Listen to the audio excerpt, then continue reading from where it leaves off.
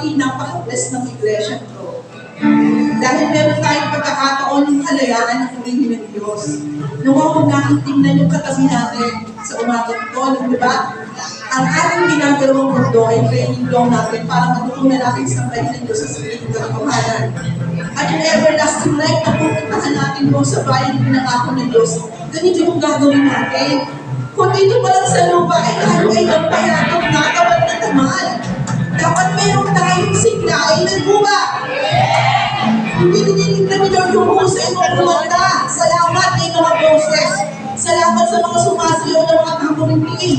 Pero ang nais ni Lord yung pusong sumasamba. Huwag na natin ito kapag ang ating puso yung isip natin.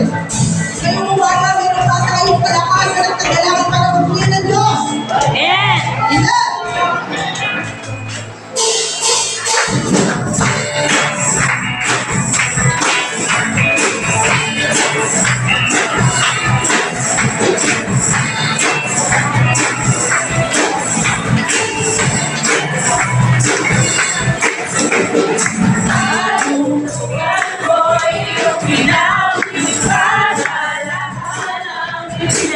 Yeah.